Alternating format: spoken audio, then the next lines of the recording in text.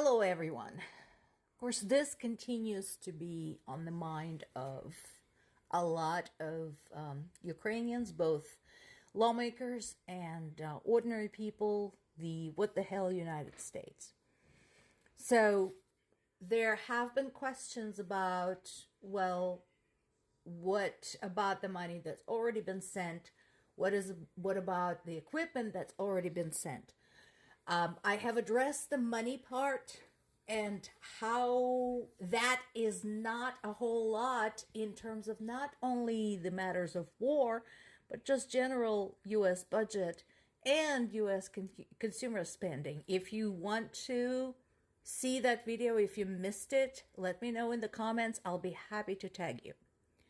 But let's talk about the equipment.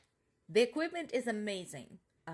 The HIMARS and the Patriot missile defense systems have been absolutely indispensable. Although we'll talk about that some as well. But remember, the equipment needs supplies. The equipment needs ammo. The equipment needs fuel for us to be able to move it from one location to the other where it is most needed. As I said before, HIMARS without ammunition is just a really expensive piece of metal and electronics. And again, to emphasize this, military scientists, historians, political scientists all around the world have been saying that because of being pummeled so savagely by Russia, especially now that Russia, in addition to Iranian drones, has North Korean missiles, Ukraine is having to use up its ammo at unprecedented rates. So what would normally last a month is used up in a week, sometimes within days. That is what we're dealing with, and that is why continuing consistent aid is so crucial. If you don't want to take my word for it, take a word of your own fellow American veterans.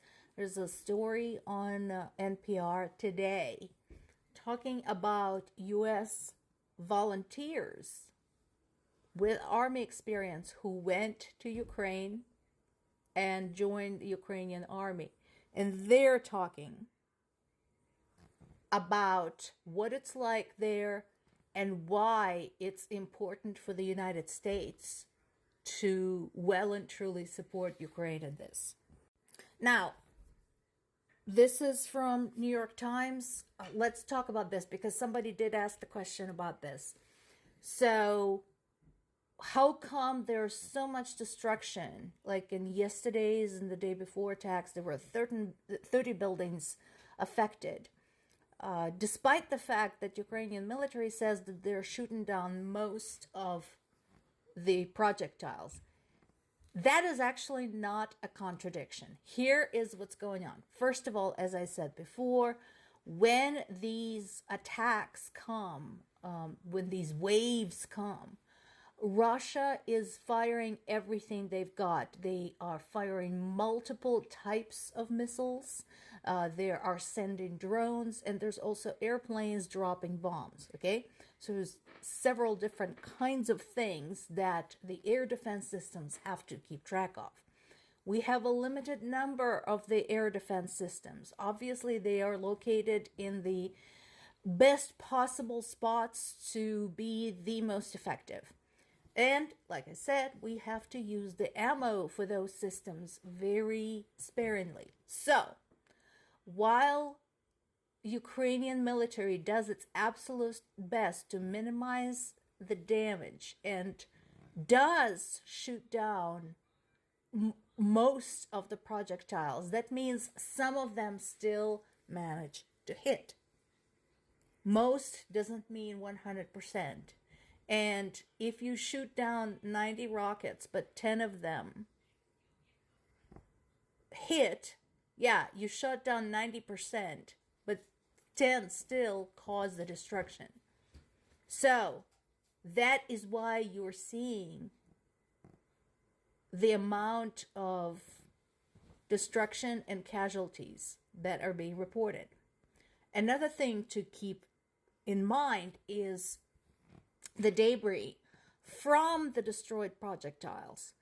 For example, when a drone gets shot down, it doesn't disintegrate in the air. There are pieces of it left, and those pieces are traveling at great speed. They're burning, so they can fall down on the ground, they can hurt somebody, they can start a fire, and that has to be kept in mind.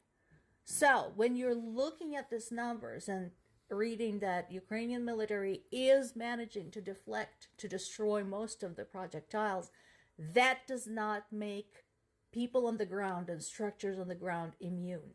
That means that damage is still being done. This story is appearing across multiple news sources. I saw this in CNBC on American side. I think it's also in Reuters. So what's up with this? What's going on? Russia said that a military transport carrying Ukrainian POWs crashed in Belgorod. However, there is a high level of skepticism about the nature of this airplane and what it was actually doing there. As with the kidnapped Ukrainian children, it is very difficult to know exactly how many POWs Russia is currently holding. And it is not at all impossible that the POWs it claims were aboard that plane, 50-something of them, have been killed while being held in Russian custody. And this is their excuse to basically tell Ukrainians, sorry, we can't give them back to you, we can't exchange them because they're dead. And another very viable theory is that the airplane, in fact, was not at all carrying any POWs, but in fact was carrying explosives, rockets, military supplies. Since Belgorod is one of the closest cities to the Ukrainian border, it is not at all uncommon for Russian military to fire long-distance, long-range rockets into Ukraine from Belgorod, which, by the way, puts to shame the whole statement of Ukrainian allies when they say, well, we don't want to give Ukraine long-range missiles because we don't want them hitting Russia. Why not? Russia is doing it to Ukraine. If Ukraine wants to strike military objects using long-range missiles, why not?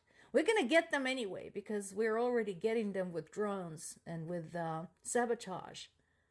But why not? Why is it okay for Russia to do this but not for Ukraine? But this is what's happening with this airplane. I'm sure there's going to be an investigation. I'm sure more information will come to light. So, more to come.